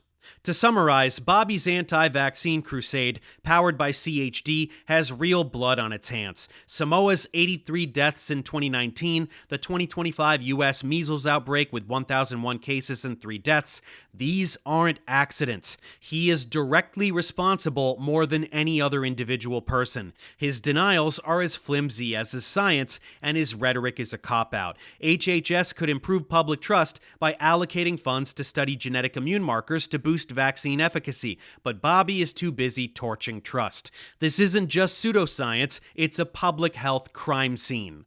Anyway, shall we get even more absurd? We've exposed RFK's vaccine lies, toxin rants, corporate conspiracies, and deadly outbreaks. But now it's time for the real clown show. Bobby's supreme hypocrisy. The guy is shouting, "Make America healthy again," while harboring a brain-eating worm, smuggling whale skulls, bathing in E. coli-infested sewage, and sporting decades of drug use. Let's dive into this disgusting freak show. First up, the brainworm. Yes, you heard that right. In 2012, RFK revealed that a parasitic worm ate part of his brain, causing memory loss and cognitive fog. He spilled this in a 2024 deposition, and the New York Times ran with it, quoting doctors who said it was likely a pork tapeworm cyst, which can cause lasting damage. This is the guy running HHS, folks, preaching about brain health while harboring brain parasites. Next, the whalehead fiasco. In 1994, Bobby illegally transported a dead whale's skull across state lines, violating the Marine Mammal Protection Act. His daughter Kathleen, age 6 at the time, described him chainsawing the head off a beached whale, like some eco-serial killer. He then proceeded to tie it to his vehicle to transport it home on a 5-hour drive. She stated, "Every time we accelerated on the highway, whale juice would pour into the windows of the car, and it was the rankest thing on the planet. We all had plastic bags over our heads with mouth holes cut out, and people on the highway were giving us the finger, but that was just normal day-to-day stuff for us." This is the same guy who built his career as an environmental lawyer, saving rivers and suing polluters. He's posing as a green hero while smuggling whale bones. National Oceanic and Atmospheric Administration investigated, but no charges stuck. Quite the lucky break for Captain Ahab. It's clear that he doesn't see any consequences from consuming undercooked meat or handling decomposing carcasses while with his family. Oh, you want more in the way of actual live animal abuse? According to his cousin Caroline, he used to put baby chickens and mice in a blender. This was done to feed his hawks, which made sense to her since she says he himself is a predator. Here's another doozy. He took his grandchildren on a quaint little swimming excursion in the sewage-contaminated Rock Creek in Washington, D.C. on Mother's Day 2025. The National Park Service advises against swimming there due to high bacterial levels detected. But that doesn't stop Bobby from risking his own health or the health of his young grandchildren. What a stand-up guy. Oh yeah, and there's the time he was caught going to the bathroom on an airplane completely barefoot. Nothing screams good health and hygiene like barefoot bathroom usage. Then there's the drug use. Bobby admitted to 14 years of heroin addiction from 1969 to 1983, plus mercury poisoning from eating too much fish, which he says messed up his health. I'm all for rehabilitation and second chances, but running HHS after a heroin-fueled youth? That's like hiring a pyromaniac to run the fire department. His MAHA report slams over medication, yet he's got a past that screams, "Do as I say, not as I did." Hypocrisy meter, redlining. Bobby is no stranger to legal heat either. That whalehead stunt, NOAA sniffed around but let him off. He's also dodged accountability for his anti-vax lawsuits, yes, that $2.5 million through Wisner Baum, while accusing others of profiting off of public health. Okay for me, but not for you. Bobby's brainworm and drug use raise legitimate questions about cognitive fitness. Genetic predisposition to neurological issues can be exacerbated by trauma like cysts or substance abuse. He's leading HHS, overseeing NIH brain research, while his own noggin is a case study in chaos. The balls on this guy. Make America healthy again is a sick joke. His legal dodges and lawsuit profits reek of the same greed he blasts in Big Pharma. This isn't leadership, it's lunacy. Now let's get to the most insane claims RFK has ever made. Bobby often denies germ theory, attempting to drag us back to the 1800s. Yes, your ears are working just fine. The guy running HHS thinks germs might not cause disease. This is straight out of his 2021 garbage ghost-written book in a section titled Miasma versus Germ Theory, which is found in Chapter 9, The White Man's Burden, and it's fucking bananas. It's like a chemist saying atoms don't exist. Indeed, Bobby's claim that germs are no big deal comes from this book, which serves no purpose other than elevating his celebrity among science deniers, where he essentially rejects germ theory, a cornerstone of modern medicine, and pushes a warped mixture of obsolete, long discredited models like miasma theory and terrain theory, claiming that diseases come from poor nutrition and toxins, not germs. He literally says germ theory mimics demon possession. Are you listening? This is the guy overseeing the CDC. He completely disregards the scientific history of germ theory, which was established through rigorous empirical science by pioneers like Louis Pasteur and Robert Koch, including Koch's 1876 demonstration that Bacillus anthracis causes anthrax. It's supported by electron microscopy of every virus we know, including SARS coronavirus 2, and vaccines that save millions. This is unanimously agreed upon, unimpeachable scientific fact. To deny this is like flat earthers pretending gravity doesn't exist. But sure, every scientist in the entire world is a stupid shill.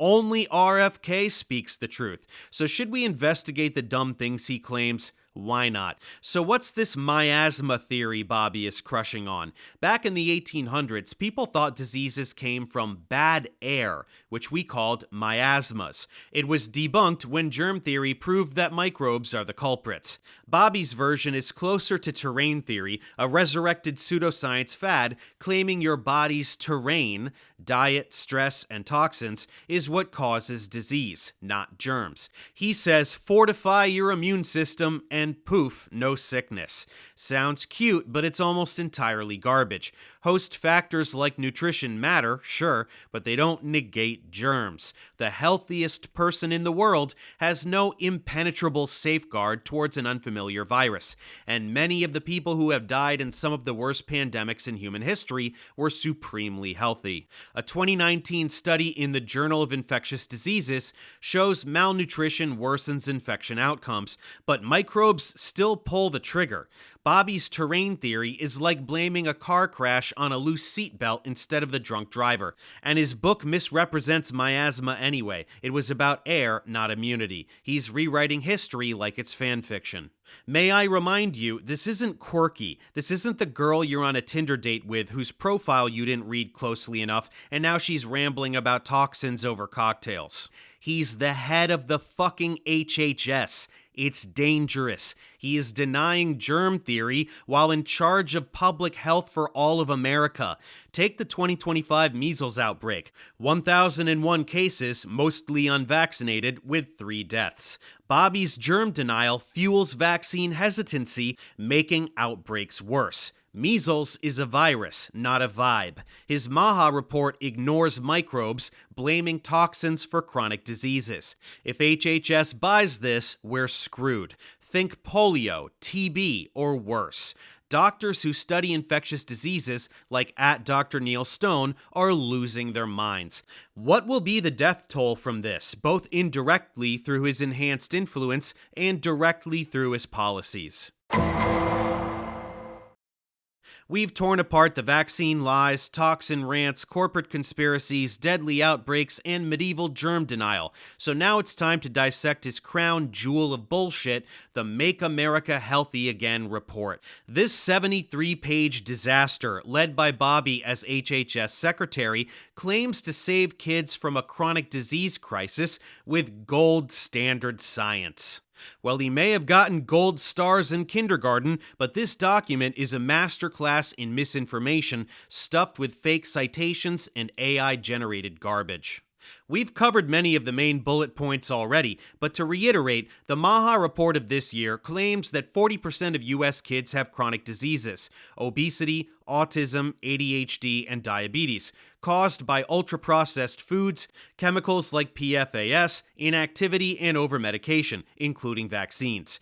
Bobby's team, chaired by him, promises policy fixes within 100 and 180 days, all wrapped in radical transparency and a war on corporate influence. Sounds noble, right? Well, the science is shakier than a Jenga tower in an earthquake. They cite over 500 studies, but when you actually dig into it, it's a house of cards. Here's the bombshell headline. MAHA's citations are a fraud fest. As we mentioned earlier, a supposed JAMA pediatric study on ADHD drug ads and one on adolescent mental health.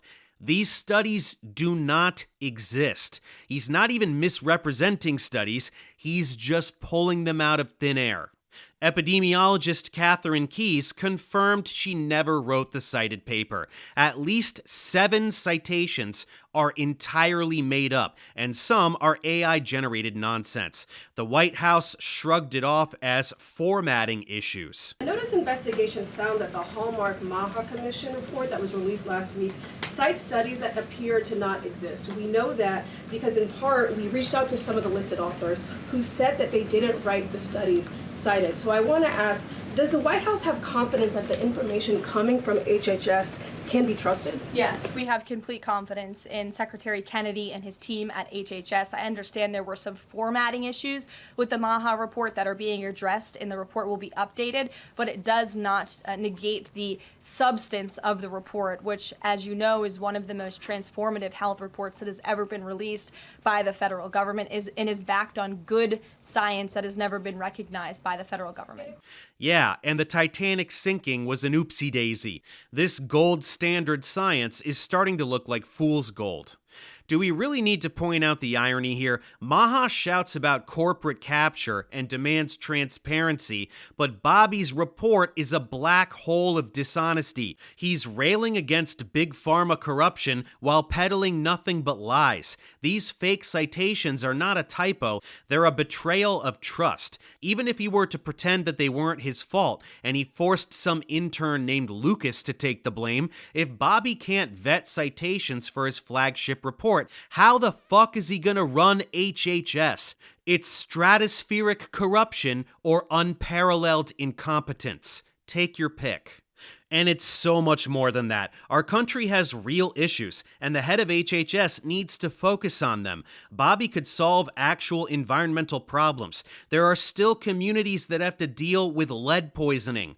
Where's the outrage? Where's the urgency? MAHA, just like MAGA, is a case study in misinformation. Fake citations, AI gibberish, and zero genetic insight make it a laughingstock. Preaching transparency while hiding behind his own fraudulence, his leadership is as sturdy as Jell-O. For an extremely thorough line-by-line analysis of this document, check out this video here, which is linked below. Otherwise, on with the parade.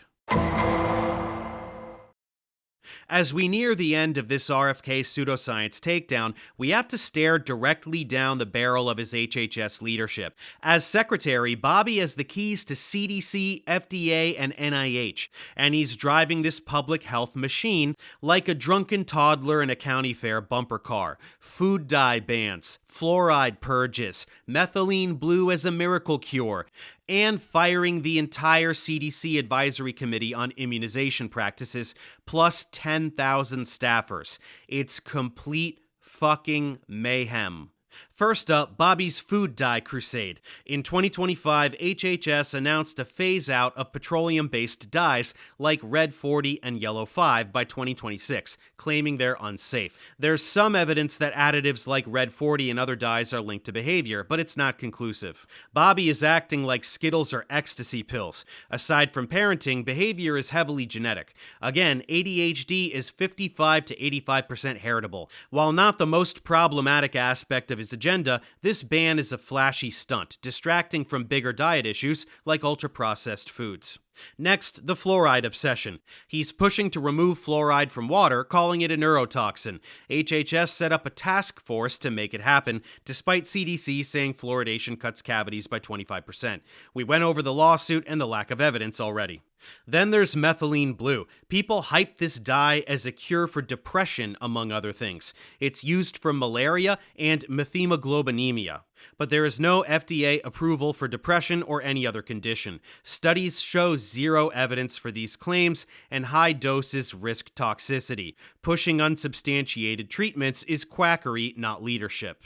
Bobby has also completely gutted HHS. He fired all 17 individuals on CDC's vaccine safety panel and 10,000 staff, including top vaccine experts like Dr. Peter Marks, who quit over RFK's misinformation. His resignation letter is publicly available, very short and worth a read. My favorite sentence is, however, it has become clear that truth and transparency are not desired by the secretary, but rather he wishes subservient confirmation of his misinformation and lies. Even worse than the firing of the entire panel is who he hired to replace them. It's basically an anti-vaxxer task force, most notably including Robert Malone, the fraud who spewed a mountain of lies about vaccines on Joe Rogan and other platforms. This dickbag has claimed that he invented mRNA vaccines, that ivermectin and hydroxychloroquine treat COVID, that for every 3 lives saved by COVID vaccines, they'll kill 2, that 1 in 2,000 kids will get brain damage from them, that they can cause vaccine-induced AIDS, and that heavy menstrual bleeding is a miscarriage caused by vaccines. Then there's Cody Meisner, who made 12 conflict of interest disclosures while previously on the ACIP, but was hired again despite RFK citing conflicts of interest as a major reason for sacking the existing panel. The American Medical Association has even called for a Senate investigation into their dismissal, which was unprecedented. All of them have some connection or another to anti-vaccine advocacy, making this a giant step towards undermining vaccine policy. And this gut punch hit during the 2025 measles outbreak we've been discussing. His staff cuts and wishy-washy response crippled HHS's outbreak control. What else can we add to this list? Oh yeah, RFK is creating an autism registry, since he wants to eradicate autism, a thing that's impossible since it's not a disease, but just the way some people's brains work. He has decided that private health records will be used to create a database of autistic people so that they can be tracked and monitored, which is already creepy enough without acknowledging the potential for such data to be leaked, and without even considering what the real motive is for this. Spectacular, no? Anyway, RFK's HHS is a public health dumpster fire. Food dye bans are stunts, fluoride removal risks teeth, methylene blue is quackery, and staff cuts botched the measles response. How can things get any worse? Beyond all the science denial, all the lies, and all of his profits, there is the bureaucratic nightmare that is destroying America's ability to do science. We've all heard about the billions of dollars in budget cuts to the NIH, as well as NSF and other institutions which are not under the umbrella of HHS. But let's get specific about the ramifications that go beyond simply identifying what types of science will no longer get funded. Even from a purely financial perspective, these slashes are estimated to cost the U.S. economy $10 billion annually. Every dollar invested in public R&D has historically yielded $1.40 to $2.10 in economic output, and government funding has been a huge chunk of that since World War II. RFK and Trump are carelessly gutting our ability to generate this revenue. They want you to believe that they have good reason for these cuts, but if you'll recall my video on Trump's trans mice, it's just one big parade of ignorance. GrantWatch.us is a project that tracks the termination of grants under Trump and RFK, and if you go through the public abstracts even a little, you'll see that most of it is just totally innocuous stuff where the funding mechanism, the researcher, or the research institute was deliberately targeted, rather than the science itself. This is science that makes us safer, stronger, smarter, happier, and wealthier, going up in a puff of smoke. Then all the firings. On April 1st, 10,000 people were fired, including 3,500 from the FDA. Beyond the sheer scale of the firings, it was done haphazardly. Termination emails told staff to reach out to officials that were no longer employed there, and important FDA functions were left totally unattended, leaving countless people completely baffled. People were fired who had been researching cures for cancer, Alzheimer's, and more. With this disappearance of food inspectors and drug inspectors, food and drugs will become less safe, all while previously eradicated diseases are on the rise due to vaccine hesitancy. It's one of the most reckless acts in the history of public health. Then the harassment of medical journals. Check out this insane statement.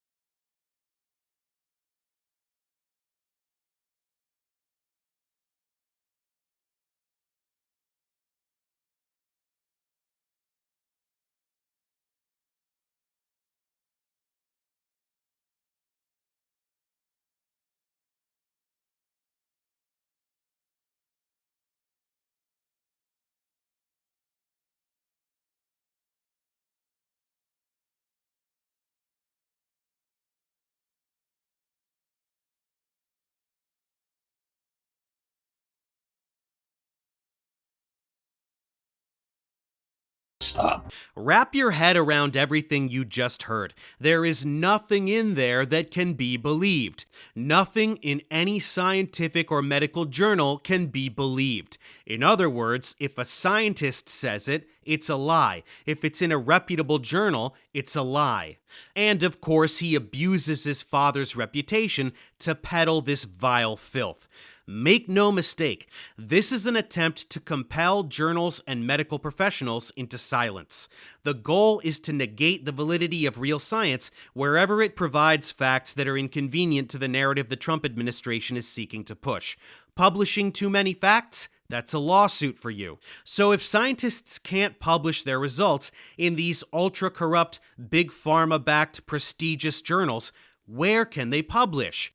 Why, they can use new head of NIH and walking shit-stained Jay Bhattacharya's new journal, Journal of the Academy of Public Health. It's an alternative to mainstream publications, you guys. Who doesn't like alternatives? Well, it's not really much of an alternative since RFK is looking to institute a ban on federal scientists publishing in top journals. You know, all the ones that are super corrupt or whatever. They'll have to do it in Jay's pretend state-run journal, which of course will require adhering to state-approved narratives. Soon, it will be illegal for these researchers to publish in legitimate journals, which means it will be illegal for them to publish legitimate science.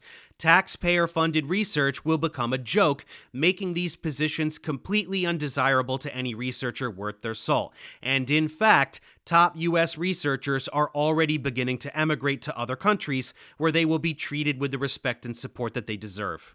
This is the chilling reality we now face. We have a leader of HHS who is completely science illiterate and has supported pseudoscientific claims for decades.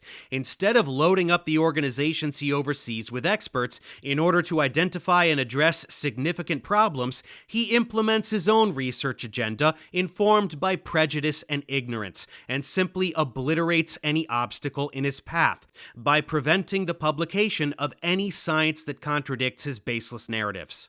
This means billions of dollars in budget cuts. This means firing the entire vaccine panel and generally purging the government of true intellectuals. This means throttling federal research by denying access to legitimate journals and enforcing their own alternatives in order to impose their own version of the truth. Once again, where have we seen this in history before? Stalin and Lysenko, the state-backed pseudoscientific narrative which denied the field of genetics and resulted in starvation for millions of people. Trump and RFK? Stalin and Lysenko. The similarities are chilling. Don't let anyone gaslight you into questioning this very clear parallel. Don't let any MAGA douchebag shout, "The Trump derangement syndrome," and strut away like they've won something. This is an absolutely outrageous, unprecedented in modern American history, at the doorstep of fascism, profoundly dangerous series of events that we are witnessing unfolding here. The first step is knowing that there's a problem, and if I've gotten you as mad about it as I am, then I've done my job as a science communicator. If you've made it this far, we have reached the finish line of our RFK Jr. Pseudoscience smorgasbord, and what a wild ride it's been. From vaccine lies to toxin rants, corporate conspiracies, deadly outbreaks, brain worms, germ denial, fake citations, and HHS chaos, Bobby's record is unrivaled among any public health official, living or dead. Let's have a quick recap, a call for real science, and a final kick in the nuts for his pseudoscience empire. To recap the wreckage, Bobby claimed vaccines cause autism, which has been debunked by decades of studies across the globe. His toxin rants about Wi-Fi and fluoride, overblown or flat out wrong. Corporate capture, a kernel of truth drowned in conspiracy and hypocrisy. His misinformation fueled the 2019 Samoa measles outbreak, 83 dead, and the 2025 U.S. measles surge, 1,001 cases, 3 dead. His brainworm, whale skull, and drug use make him hypocrisy incarnate. Germ denial, pure 19th century lunacy. The MAHA report is a big bucket of fraud, and his HHS reign, including dye bans, methylene blue, and massive staff cuts, is a public health disaster. This isn't leadership, it's a wrecking ball.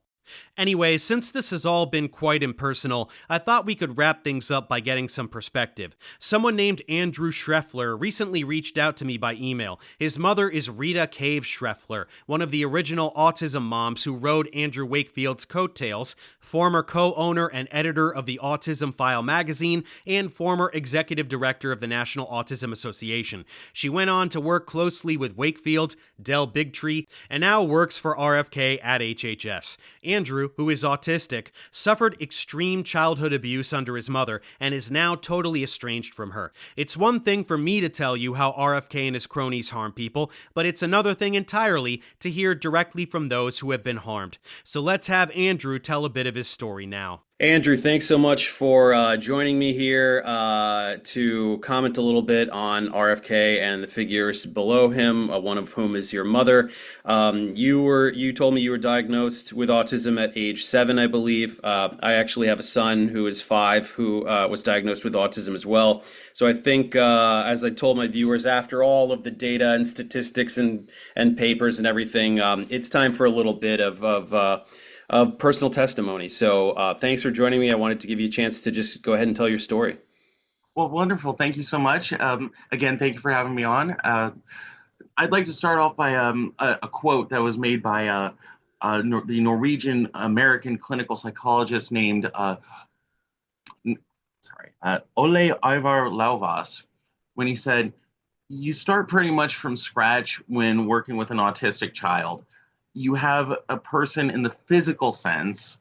They have hair, a nose, a mouth, but they are not people in the psychological sense."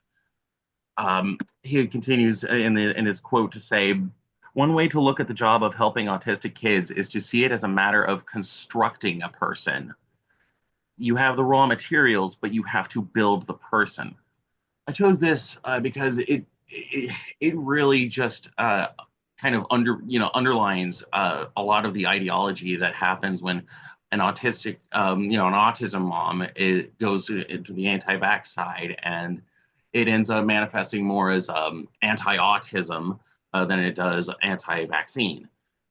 This includes alternative treatments. This includes, anything from herbal supplements to vitamin B12 injections. I remember at one point I was put on spironolactone when I was, prepubescent or just about to hit puberty. I kind of forget the ages sometimes because it's been so long. I'm in my 30s now. And a lot of these treatments were they made me sick. They made me either eat nothing or eat too much. My appetite would go up and down, my energy would go up and down, my anxiety, my stress, anger issues. I had a lot of behavioral issues growing up, which were exacerbated by the fact that I wasn't getting really real therapy, real treatment. I mean, they would take me to the doctor if I was sick and needed an antibiotic or something. But, in terms of vaccines, they blamed all of my problems on the vaccines. And so nothing was really done about my actual issues. Yeah. There's also, yeah. It's incredibly dehumanizing rhetoric. The quote that you gave, they're not people, right? That they don't have personalities. You're an adult, right? Contrary to RFK's idea, I've never seen an adult with autism. Here you are, an adult with autism. You clearly have a personality. My son had a very strong personality since birth. He's clearly a person. I mean, where does this dehumanizing rhetoric come from? Does it stem from religion, or is it just manipulative rhetoric, or what is this, Well, there's actually a dark history to this. Hans Asperger, where we get the term Asperger's syndrome, was actually heavily involved in Nazi Germany, and he actually conducted some pretty torturous experiments on autistic people and kids specifically, sent them off to places where they were never seen from again. And this continued on to, Ole Lauvas. He was the founder of the Applied Behavior Analysis, ABA, which is controversial because it functions more like Pavlovian dog training. It promotes compliance, not autonomy, not individualism, expressionism, any of that stuff. I'm sorry, I'm probably getting some of these words wrong. Like, for example, any of the interests I had growing up, they were treated as obsessions. The word obsession was thrown around a lot. Mm-hmm. Another point I wanted to make is that in terms of the dehumanization, I feel like a lot of my life was kind of bowled over for my mother's career with RFK Jr. Because she's worked with him, she's worked directly with him, works directly under him, and is one of his spokespeople. So she's written press releases. She's, answered questions about whether he can have an interview or not. She's done interviews. She's helped write several books in terms of like editing and whatnot, and proofreading and whatnot. She's also been the co-owner and editor of the Autism File magazine, of which I'm on the cover. For the issue for autism in the workplace. So when RFK Jr. is saying that we will never hold a job, I'm sorry, I'm on an anti-vax magazine that's about autism in the workplace. Without your consent, obviously, right? Well, I consented to the magazine cover. It was kind of consensual. I kind of didn't really feel like I had a choice, but I was not asked whatsoever when that was put into the Vaxxed film. Okay. Yeah, so I had no idea that was going to be in there until I saw it. And yes, I was one of the people who got to see it in theater. And, well, hey, I mean, it was a free movie. So I want to talk a little bit about your mother as well here, just because I think that I have some sympathy for people who are uneducated. They clearly care deeply about their children, but they fall down this pseudoscience pipeline. They become polarized against science, but it's all kind of stemming from an instinct to protect their kids, right? Stuff like that. But your mother, here we have an example who levied incredible abuse against her own children. Clearly, we cannot say that any of this behavior in her, is stemming from her from care, wanting to care for her children, due to the neglect and the abuse that you suffered. So, what is it? Is it about her career? And just take me through a little more of her career and what she does for RFK today. I think she is. She has a lot of narcissistic traits. All right, she likes to think of herself as some shining knight for autistic kids, and maybe she believes this. Maybe she actually believes that what she did to us was helping us. And if so, I mean, because again, she's been doing this for a long time. I mean, almost as long as I can remember. She was right on this bandwagon the second I was diagnosed. and she cannot really be convinced otherwise. Um, so I think that she believes that what she's doing is good, and I believe she does love me and my sister, but at the same time, she is so misguided, so dragged down into this pipeline that that it just kind of overrides everything else. And it is, I think, a motherly instinct to protect, their kids. I mean, a mommy grizzly bear is probably going to tear anything apart if they go around a baby bear, right? Maybe Yeah. that's not the best analogy, Oh, but like a genuine threat, right? Yeah, this is different. I mean, if her relationship with her own children, this strained relationship or potentially non-existent relationship here, I mean, if she can't let that break through this veneer of narcissism, I mean, I just don't know what is it going to ever get through to these people. I don't, for some of them, especially higher up, I don't think you can get through to them. All we can do is do what we're doing and debunk them and get to more people, because I think for the most part, anti-vaxxers really are, they're lured in by fear of what an unknown like autism could be, right? Or they're lured in by, these tragic stories that are objectively tragic when you see, kids with, very debilitating conditions. But I think it's equally as tragic when, we film them in compromised positions like that. When we revoke their autonomy. Hmm.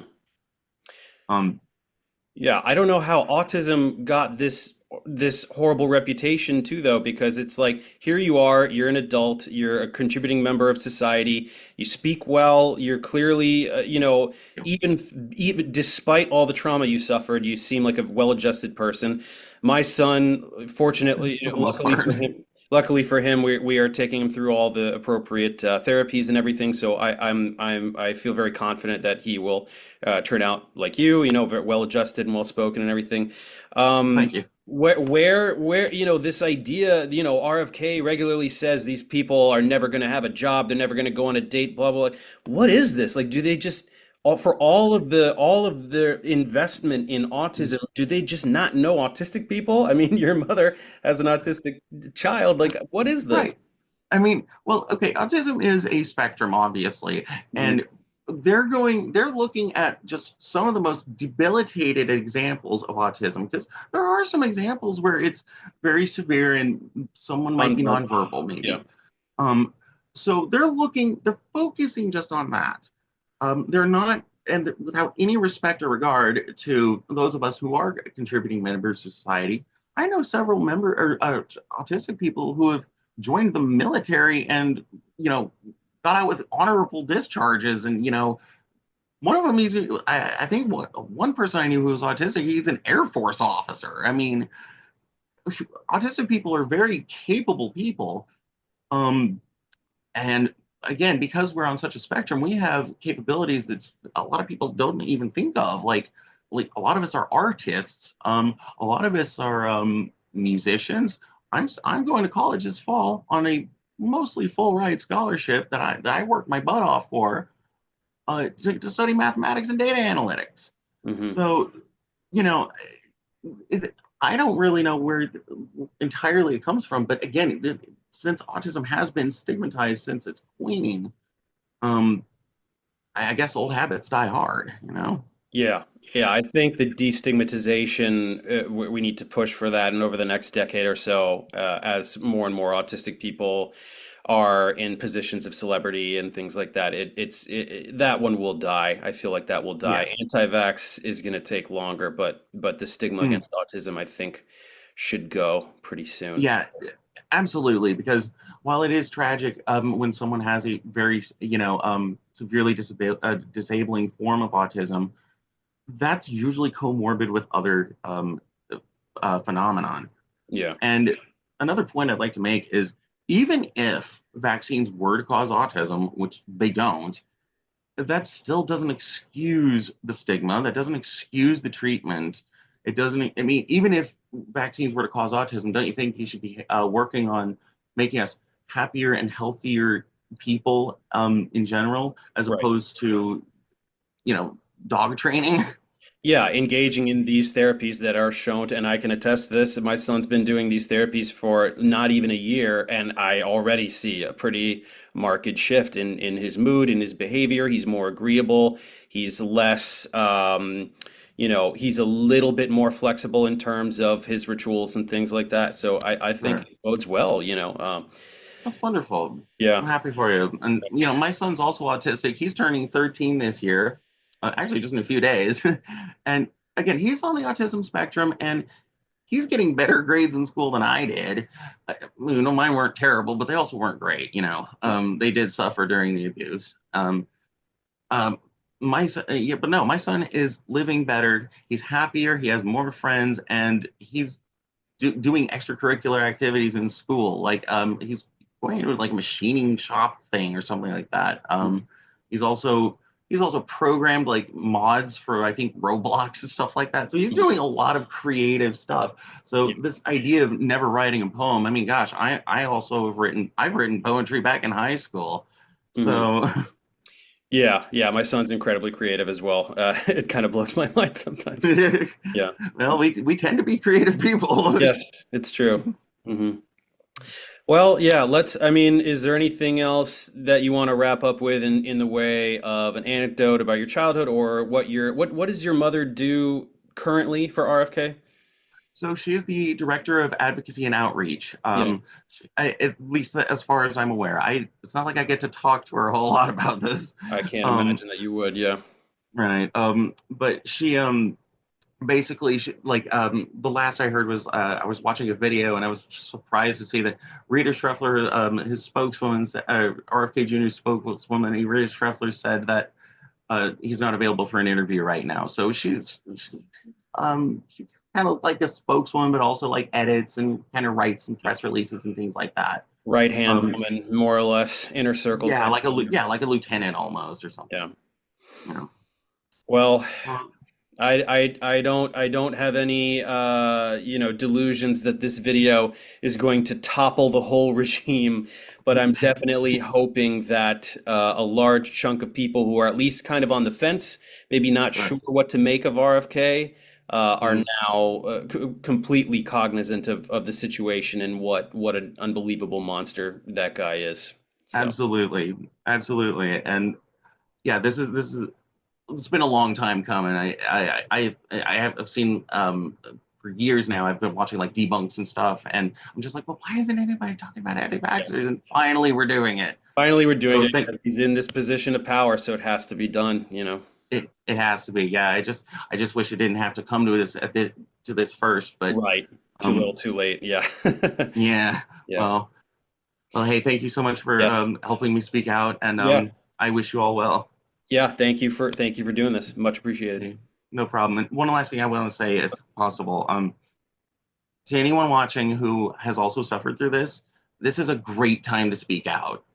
This is, you're not alone. Obviously, here's another autistic person who was gaslit and practically experimented on. Um, it's not your fault, and there's help out there. And it's time for us to actually start working together to fight back against this, because I fear that RFK Jr. may in fact end up systematizing this, and we all need to take care of each other right now. The autism registry and everything. Yeah. Yeah, that scares me. Oh my God. Well, I, Ah, I appreciate that sentiment. Thank you. Thank you for that. And thank you for this, for talking to me.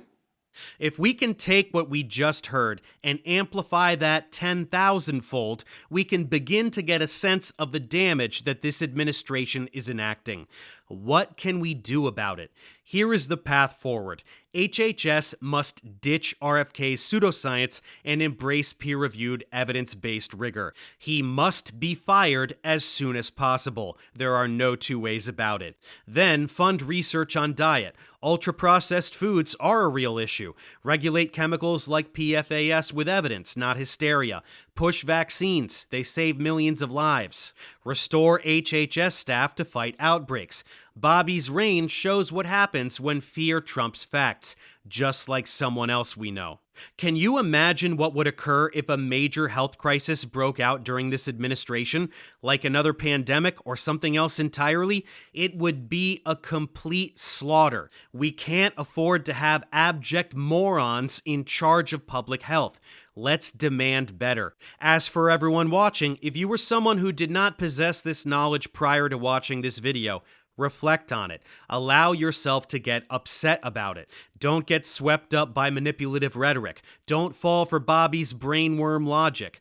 Look at the research. Demand that HHS prioritize science over snake oil and data over anecdotes. Share this video. Call out misinformation voraciously and support evidence-based policy.